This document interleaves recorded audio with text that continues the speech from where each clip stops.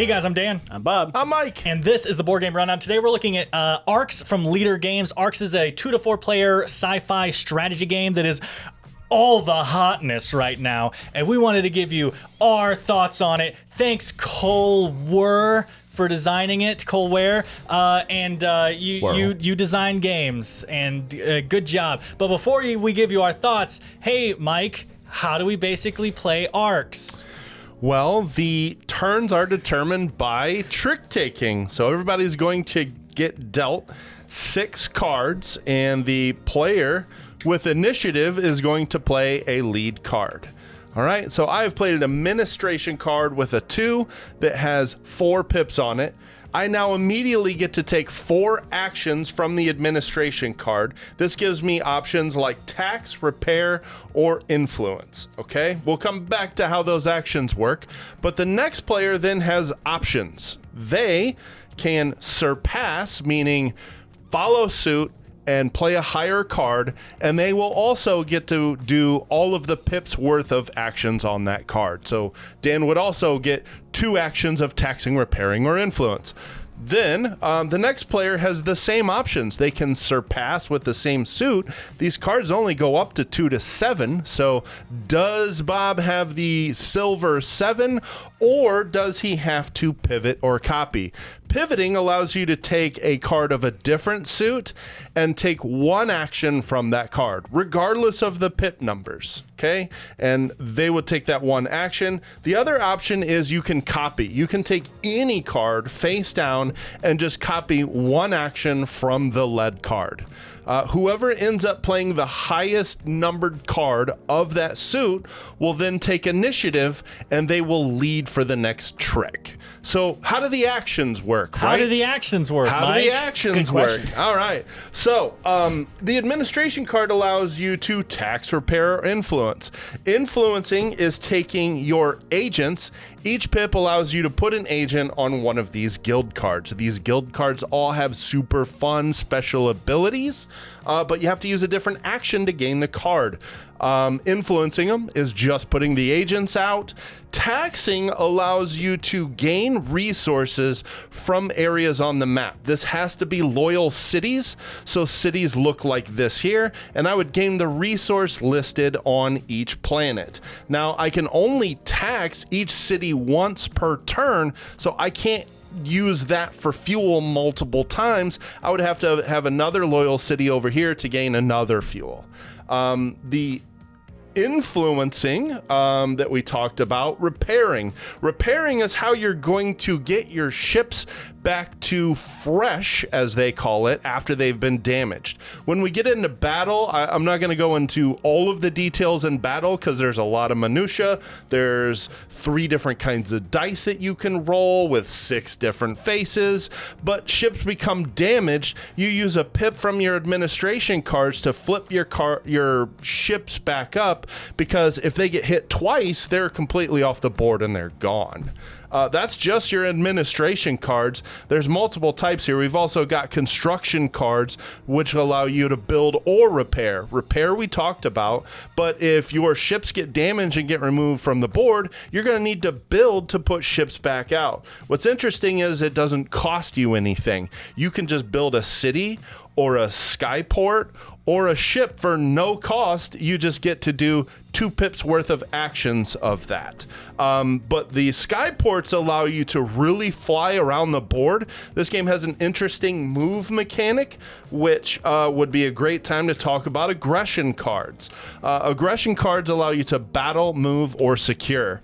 Securing is the act of taking these guild cards actually into your possession. If I have the majority of a specific guild card, like this one, I would then get to take that card and my agent returns to me. But I have to have majority, so I can't take any of these others. But and ties don't count. So I'd have to have 3 agents on this card, for example, to secure this card. Then all 3 of these guys actually go down here and become captives, which we'll talk about in a second. Moving. So moving is interesting because you can move everybody from one area. So all of these ships, for example, would be able to move one adjacent spot, whether it's into this middle section here or over here. This breaks adjacency. But the interesting thing is these skyports here. If you start a movement at a skyport or move through a skyport, it catapults you through until you hit something else, like an opponent. So if I started my movement here, heck, I could go all the way around this side of the board and then drop my guys here. They stop. So it's kind of like it teleports you or vaults your ships across the map. Battling. So battling is as simple as if I have 2 ships, I get to choose 2 dice. There's orange, red, and blue ones that have different options available for you. The blue ones are the safest ones. All they do is damage other ships or cities. You have to destroy other ships in an area before you can attack cities and skyports. But if there's no ships, congrats, you can attack cities now. Your assault dice are more aggressive, but also much more risky.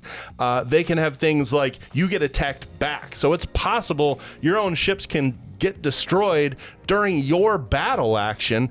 It's also possible that you can steal resources with some of these dice. Those are with the raid dice. So the orange ones have keys on them. Keys allow you to steal these guild cards. Each of the guild cards have keys on them that show you how many keys are required to steal those cards. You can also, when you gain resources from your tax action, you're placing them into your hold here, and you get to choose where it goes. So if there's one resource that you really value, you can just slide that over there, and then during battle, another player would have to roll 3 keys on those orange dice to be able to take this resource.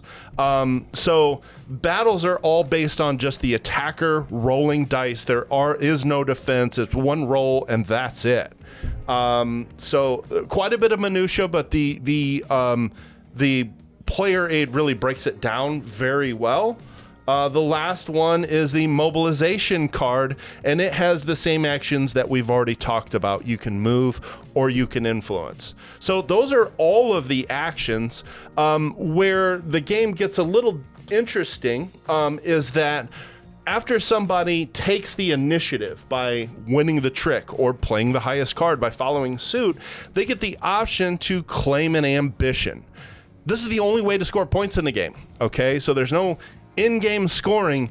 You have to claim ambitions to score. And the way this works is that each of the cards that you play are going to have icons down at the bottom that tell you what ambitions you claim. So if I were to lead with this 2, I could claim the tycoon ambition. And this is basically saying whoever has the most fuel and material at the end of the round will score 5 points. The next person is going to score 3 points at the end of the round. So when you're declaring those, you're kind of course, looking if you're going to be able to get the most of those resources. Keeper and Empath are actually exactly the same. They are based on having the most of those particular resources. And also those guys. Yes, and it also comes from the guild cards as well. The symbols on them count for ambitions. And multiple ambitions can be claimed during a chapter, which is a chapter. You play up to 5 of them, and that's just playing all 6 of your cards. 3 of them can be claimed, but the top scoring one goes out first, and then the second, and then the third highest scoring one. So Tycoon, Keeper, Empath, all similar, have the most of those resources. If there's a tie for first, both people only get the second place scoring. And if there's a tie for second, Tyrant and Warlord. So Tyrant is when you secure these guild cards, you're going to take those captives that I talk about. Whoever has the most captives wins Tyrant. Additionally, every time you destroy ships, those become trophies, and that's what Warlord is for, whoever has the most ships. And like every game, there are special card effects that can also randomly give you captives and stuff. That's just how every game is. So that's not the only way, but it is the main way. Right. So you continue doing this until you get to the end of chapter 5, or 5 hands of 6 cards, or specific scoring thresholds which are on the board. We played a 3-player game, so 30 points would trigger the end of the game, and that can happen at any time if somebody really gets carried away. So there you go. That is not exhaustive rules, but that should give you a pretty good idea of how to play. Yep, I only have 2 notes that I want to put on. They're not important, but there's little things I thought of. First of all, in a normal game, the cards go from 2 to 6. 1 and 7 are only added in a certain player count. And then the other thing is the orange dice actually do let you attack cities directly as well, even if there are ships there. So if you're specifically trying to knock out someone's resources, you can use the orange dice to kind of get around that, raid their city, that kind of thing. But those are the only 2 things I thought about. Thank you, Mike, for informing the people. I also had one more thing. Oh, there you go. Did you mention about the prelude phase where you could spend some of your resources before you play your card? Well, I think you actually play your card first, and before you resolve your card, you can choose to spend resources to activate these prelude actions, which are kind of like just free actions that you get to take as well. Not really free, you're paying for it, but you can do them as long as you have resources for them. Yeah, you can do it as many times as you want. And again, cards will also give you prelude actions, blah, blah, board games, blah, blah. Right, yeah, reading the card explains the card. But hey, thanks, Professor. You're welcome. So yes, that is a quick rundown on how to play Arcs. Obviously, this is a pretty, I don't know if heavy is the right word, but there's a lot going on here, and so that is not going to teach you everything you need to know to play the game, but hopefully that gives you the basics. We're not going to go into kind of an open discussion. We're going to talk about some thoughts we have, positive and negative, and then we will score the game. Everything will be chaptered down at the bottom, so if you want to skip to any specific section, have at it. That doesn't bother us. You do whatever makes you happy. That's what's important in life. So, Bob, you want to give some basic thoughts on Arcs, what you think here? Sure. I definitely would recommend playing with like the leaders and lore cards, because they give you like asymmetrical abilities. Like it comes with like a bunch of cards that tells you where to set up and everything. Everybody sets up kind of the same stuff. You've got like 2 cities. You got a starport. You got a certain amount of ships in certain spots. Yeah, it's like 3-2-1 or something like that. Yeah, it's pretty basic. But when you add in the leaders, that gives everybody an asymmetrical like setup system. The lores give you different abilities that can trigger during battle or during the prelude and things like that. And that really did like spice it up for me. I do like that. What I didn't like was the limited action selection, because I've played a lot of card games. Sometimes, oh look, I'm 2 suited. Same thing can happen in this. If you don't get an aggression card and nobody's leading aggression cards and they're just using them to pivot like later on to do their 1 or 2 things, you're never securing, unless you spend a resource to do it. But then you have to have a resource and make sure you're taxing that, city to gain that resource in order just to do a fight. And that just, it leads to some feel bad moments. Also, same thing with the battling. Right? You have to spend a rocket, or somebody has to lead aggression, or you have to have an aggression card. And it just felt really limiting on what I could do on my turn, and that's leads to feel bad turns, unfortunately, and sometimes feel bad chapters. If you just get dealt a bad hand, and like I said, nobody's leading those cards, it's so like, oh, I've got all these diplomats out here and I want to secure these cards, I just can't because I don't have a city, somebody attacked it or something, or somebody played their 1 card to battle that, killed it, now I don't have the resource to gain what I need to do a prelude. It's unfortunate. I did also back the miniatures upgrade, and while they look very cool, we'll probably have a picture of them up here for you. The problem is, like we were saying, when you're doing battle, a fresh ship is upright, a damaged ship lays down. A lot of times you go to damage one of those ships and it'll stand itself right back up again, and we found it very troublesome. I would recommend not getting the miniatures upgrade pack. The ones out of the box are fine. They look like ships. They look cool, but they sit at an angle. So sometimes it's confusing, like, was that meant to be tipped over or not? Right. It's not as clear as it could be. Yeah. I would definitely, I haven't opened up the leaders and lore pack yet. Like, we didn't add that in, but it's more leaders and lore, and that was one of my favorite parts about the game, so I would say definitely, get that one. But the miniatures upgrade, not really worth it.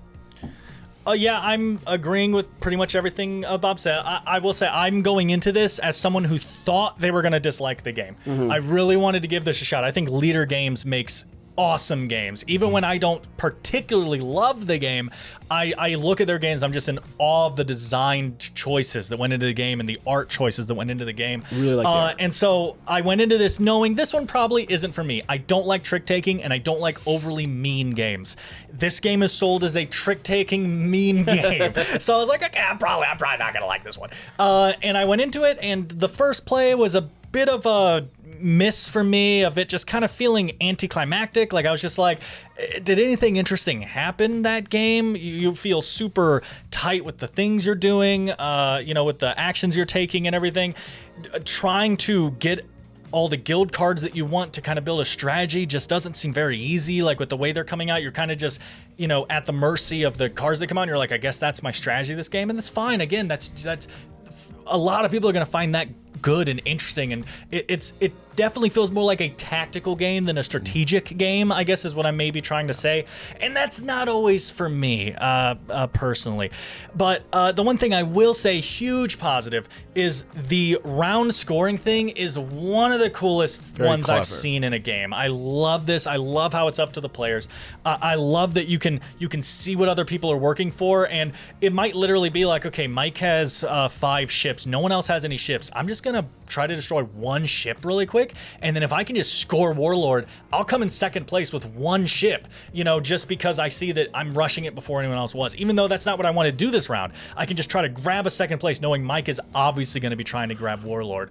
Or I don't know, there's a lot of stuff like that. Again, taking the guild cards that are like, okay, I've seen no one has a lot of fuel guild cards out, and I think people aren't going to really notice the fact that I'm building up a fuel guild card army here so that I can just kind of like sneak in a tycoon victory at one point, because people might look at my board and be like, oh, no one really has a lot of fuel, or what's the other one called? Material. A lot of people don't have a lot of fuel material, so we're not scoring that one this round, but all my guild cards are sitting out there. I'm just like, oh, don't notice that I am absolutely going to try to do that. So the negating your trick to 0 and forcing the scoring method and how that causes play interaction and everything is by far the highlight of the game to me. I love that system. The other 2 parts, though, again, it's sold as a trick-taking fighting game, and I thought the trick-taking didn't really feel like trick-taking, and I thought the fighting was a bit lackluster with how it wasn't really fighting. It was I roll a bunch of dice, Bob sees what happens to his units, and then it's Bob's turn, Bob rolls a bunch of dice, and I see what happens to my units. No active defense. Yeah, no active defense, no preparing for battle. It's just, oh, if Bob wants to move over here and fight me on his turn, he can.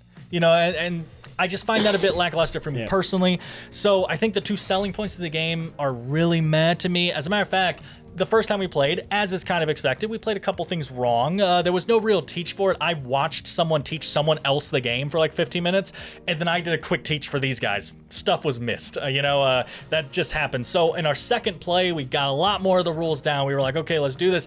And I actually liked the second play worse. So once I actually played with the correct rules, I was like, oh, it's that tight with the actions and everything that you can do. Like, it was kind of feels bad to me.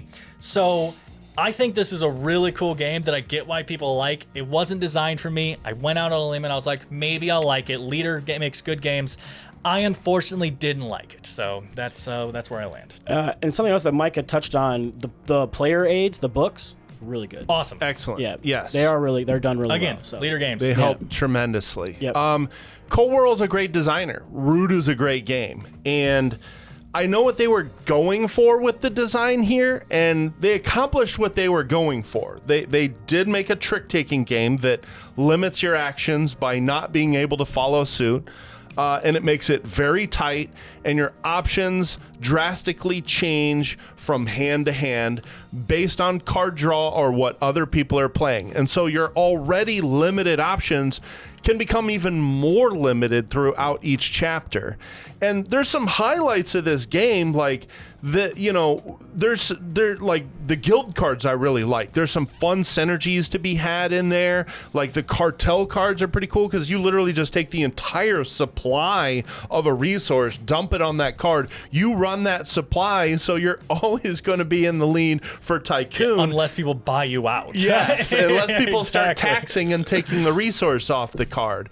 There's some other neat cards that allow you to basically turn resources into other types of resources. So that can mitigate a little bit of that randomness that restricts your actions, but not enough, because as you're playing this, you just find that you're doing a lot of suboptimal turns. Like if you don't have the cards to be able to follow suit or take initiative, you're playing extra cards. And that means that other people are taking extra actions at the end of the round that you can't take. And that can feel bad. The other thing that can happen is in our second play, you can try to come into this game with a strategy, but you constantly have to be changing based on what happens. I went in wanting to be Mr. Battle Heavy. I pulled a rebel leader, which allowed me to roll an extra 2 combat dice, but all of that, which seemed cool, but all of the leaders also have a limitation, and mine was I could only move 2 guys instead of everybody on one spot.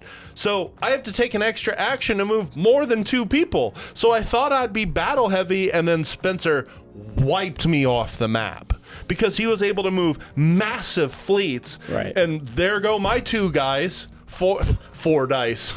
He's got 8 ships on the same spot. What am I gonna do?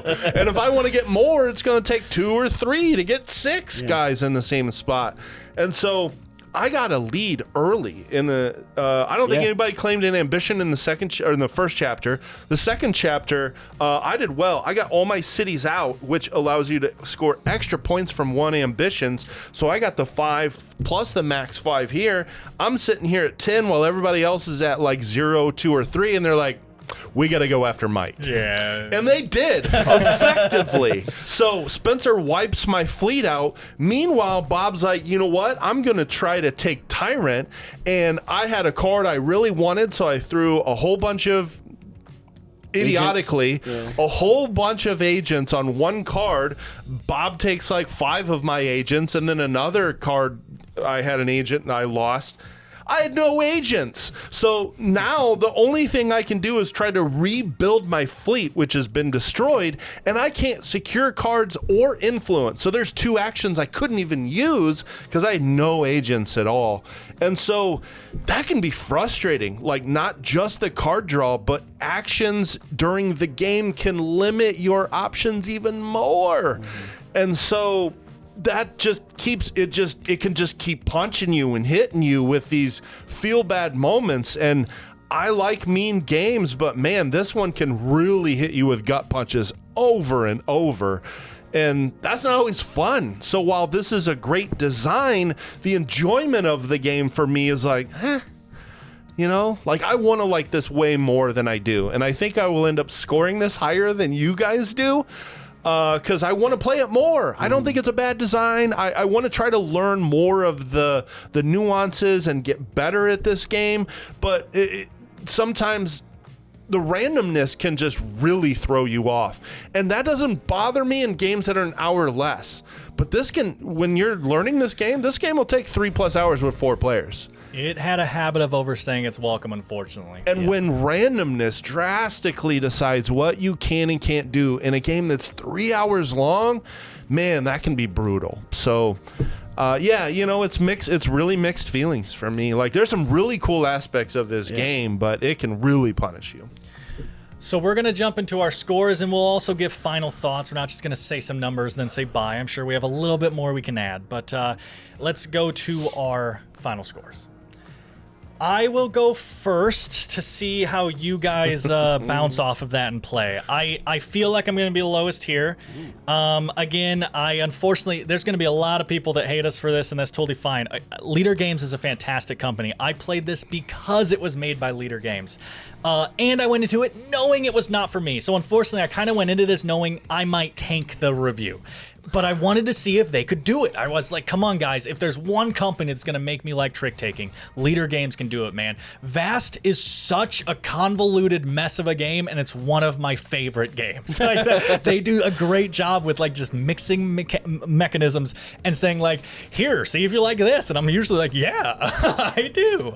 And this one didn't do it for me. It's a well-made game. Most of the stuff in this game I like, and I'm just like, it's not for me. I want to give him a benefit of a doubt and go a little higher, but I'm actually landing on a 5.5. Wow. I just don't want to play it again. I've played it 2 or 3 times now. My memory's terrible. I played it 2 or 3 times now, and every time at the end of the game, I just felt bad. I was just like, that took a little too long to play. There was a lot of just, again, I don't like mean games. A lot of people doing stuff to other players that is just like, come on, dude. There was a way better action for you to take right there, and you only did that to hurt that player. Like, just, if you get one more resource, you're scoring this round. Oh, no, you're attacking a ship because it's funny. Okay, like I just don't like when games promote that. So yeah, I don't know. I'm still watching the leader games. You're great. This one just wasn't for me. That's my score. Or sometimes you're attacking because you don't have the card to do it. Dude, there was a time when, again, Mike was talking about how he lost all his units. There was a time when Bob had like a pile of Mike's units on his board because Mike just hadn't thought of, like, I guess because you could have forced the score, right? Even though you would have got no points for it, just to make Bob give you your guys back. Yeah. But regardless, there was a time when Bob had all those guys, and I had a card that I had to play that stole a guy from Mike. And I was just like, Mike, I'm so sorry. Like, I don't want to take this guy, but I have to take this action, and it takes a guy from you. You know? And so, I don't know. There's just a lot of that going on. But back to you. Well, and part of the reason why I didn't have those guys for multiple rounds, and, you know, no blame on Bob, but like, if these don't score, they'll flip over. And then they'll score more when they do score. So when somebody moves it and he's obviously going to go to Tyrant. Well, it was like 2, I think maybe 3 chapters where all of my guys were gone. So it's like, that's over half the game where there's 2 actions meaningless to me. Sure. It was rough. Well, while you're yelling, you want to throw it to Bob? Sure, yeah. Well, what I was going to say was, because 2 of these action things were out, and then I took a bunch of your guys, and I was like, well, I don't want to put the lowest scoring one, because they go out in order of highest to lowest. I'm not going to put the lowest scoring one on one I know I'm going to win. So I was waiting for somebody to claim that one, and then at the beginning of the next round, I was going to take initiative right away, claim it with the highest point one, and try to get as many points as I could out of it. And and it just took so long for that to happen that you just went without agents for a long time. I don't blame you. I totally understand why you went that path, but that's just the kind of stuff that can happen in this game. Yeah, and thinking about it, if I had been on the other end of that, I would have been. My score would probably be a little lower than what it's going to be. And I'm thinking I'm going to score the highest. But I like trick-taking games. It didn't really feel trick-taking. Doesn't. The combat was lackluster. Like, I play a lot of dice combat games, and when I'm on defense, I want to do something. I want to play a card. I want to roll a die. I want to do something. I don't want to just sit there and be like, oh, I took that? Okay. Like, that just, it doesn't feel good. Limited action selection. I play a lot of games that have action selection that can be very limiting, but it felt so bad because if you only get those 2 suits and nobody's playing what you need, you don't have that plan to get the resource, you can't do that action at all. And that just doesn't feel good. Like I said, I love the art. Even the minis out of the box are great. The player aid is great. Don't waste your money. Yeah, I didn't. Upgrade. That is my thoughts as well. And that's kind of the feel bad for me too, because now that's money that I'm out, right? On a miniatures pack that I didn't really need to get and kind of hurt our experience with the game. So it's not a game I think I'm going to keep in my collection, so it's going to be a 6.5 for me.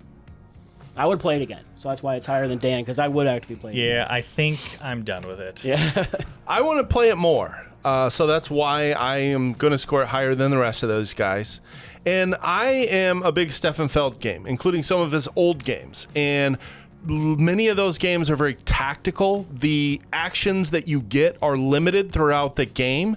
And so I'm used to that, but man, you can just get gut punched so many times by the interaction of other people destroying things, and I really got to rebuild my whole army, and I don't have any build cards, and I can't secure because I don't have any guys to put out. There's just so many different ways that people can meddle with what you're doing, so the player interaction is great, but man, it just further and further restricts what you can do, and it leads to so many feel bad moments.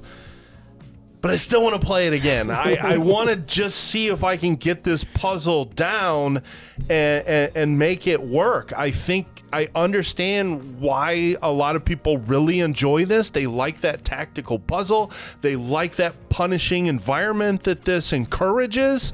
I'm falling on a 7 for this because I want to keep playing it, but it's not one I would want in my collection unless the next 3, 4, 5 plays really open something in my head and a light bulb goes off. But so far, it's just been kind of underwhelming compared to the hype that there's been for the game. Yeah.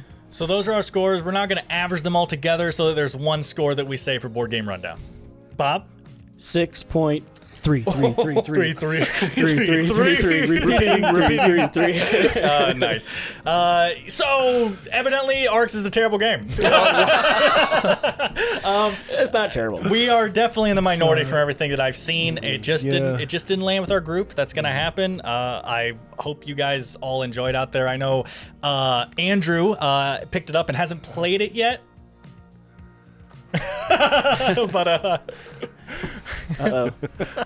Photobomb. This is true. I really want to play it. So I'm glad Mike still wants to play it. I said I would play it again. So 6.3. 3. yeah. Oh, bummer, guys. Yeah, I hope you love it. Yeah. You're gonna have to play it with me. I'll just hang out right here. Yeah, okay, that's fine. All right, cool. But we hope you guys did find any information useful in this. If you haven't picked the game up yet, skip the miniatures pack. If you have picked the game up, then just know better, be more informed in the experience you're walking into, and I think maybe that will make you like it more because you're going to be walking into it with a different mindset than we walked into it with. I think that makes a big difference when you're playing games. But we want to thank you guys for watching. Thank you anyone who supports us in any way, and we will see you guys next time. I've been Dan. Bob. Mike. I'm Andrew. This is the Board Game Rundown. Bye.